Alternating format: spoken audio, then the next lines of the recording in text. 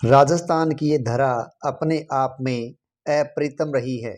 कभी अपने वीरों के लिए, तो कभी अपने वीरांगनाओं के लिए, तो कभी अपनी भौगोलिक विशेषताओं के लिए, तो कभी अपने राजे रजवाड़े और दुर्गों के लिए। तो ऐसे ही एक दुर्ग की बात आज हम करेंगे, जिसे इतिहास के अंदर कुंवारा किला होने का गौरव दिया गया है। तो आज जिस किले की हम बात कर रहे हैं वो किला है बाला किला अलवर। देखिए, बाला किला अलवर है, उसका निर्माण कहते हैं आमेर के शासक कोकिल राय के पुत्र लघु राय के द्वारा 1049 ईस्वी के अंदर करवाया गया था और वहाँ एक शहर बसाया गया था। यह जो किला बनवाया गया था वो अरावली पर्वतमाला पर लगभग 1000 फीट की ऊंचाई पर बनाया गया था। नीचे एक शहर बसाया गया था और वही शहर वर्तमान का अलवर शहर है। हालांकि जो आज अलवर है वो जब बसाया गया था तो अलवर नहीं था, बल्कि इसे अलपुर नाम से बसाया गया था। बाला किले की जो प्राचीर है वो लगभग 6 मील की परिधि को घेरे हुए है तथा इसमें 52 छोटे बुर्ज हैं तथा इसमें 15 बड़ी बुर्ज हैं। इस दुर्ग में 8 अन्य बुर्ज भी हैं जो कि इस किले की सुरक्षा की दृष्टि से बनाए गए अलग दुर्ग है या अलग बुर्ज हैं। जबकि ये जो दुर्ग है वो हसन का मेवाती के लिए भी जाना जाता है। हसन का मेवाती वो योद्धा जिसने खानवा के युद्ध में राणा सांगा का एक अपूर्व योगदान दिया था।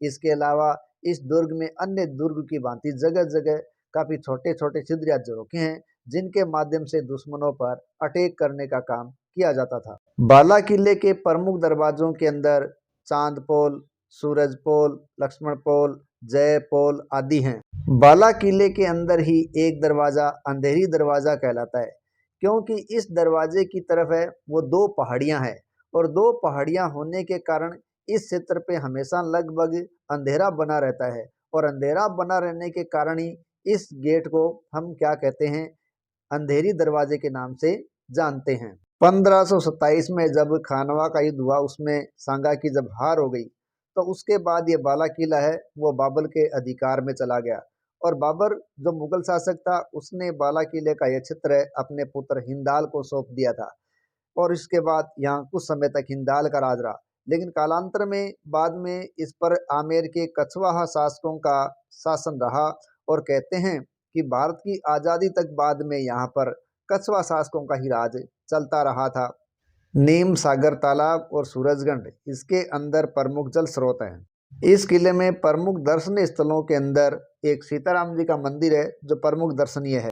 इस किले में निकुंभ शासकों द्वारा भी निर्मित महल है जिनमें परंपरागत हिंदू स्थापत्य कला के साथ साथ रक्षा सुरक्षा का भी पूरा ध्यान रखा गया है। इसी दुर्ग के अंदर करणी माता का प्रमुख मंदिर भी है और तोप वाले हनुमान जी का भी प्रमुख दर्शनीय क्षेत्र है।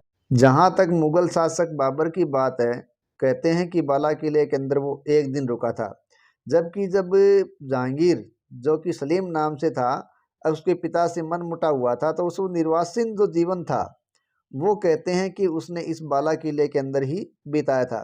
तो कुछ समय जब बाला किले के अंदर वो जिस कमरे में रहा था उस कमरे को सलीम के कमरे के नाम से या सलीम महल के नाम से आज भी जाना जाता है। यह दुर्ग कई भागों में बंटा हुआ है और अलग अलग भागों में पहुंचने के लिए अलग अलग सीढ़ियां बनाई गई है। साथ ही साथ ये किला अपनी वास्तुकला और स्थापत्य कला की दृष्टि से भी एक उत्तम स्थान राजस्थान के दुर्गों के अंदर अपना रखे हुए है। इस किले को दुश्मनों पर गोलियां बरसाने के लिए विशेष तौर से तैयार किया गया था और जहां तक दुर्ग की विशालता की बात है तो इस दुर्ग को भी अन्य दुर्गों के साथ राजस्थान के विशाल दुर्गों के अंदर शामिल किया जाता है। तो इस प्रकार ये दुर्ग भी राजस्थान के दुर्गों में चित्तौड़ तथा अन्य दुर्गों की भांति अपना विशेष महत्व बनाए हुए है। बाला किला कुंवारा, इस दुर्ग को किसी आक्रमण का सामना नहीं करना पड़ा था, यानी यहाँ कोई आक्रमण नहीं हुआ, इसीलिए इसे इतिहास के अंदर एक कंवारे किले के रूप में दर्ज किया गया है। कुंवारा किला, बाला किला, अलवर, अलपुर।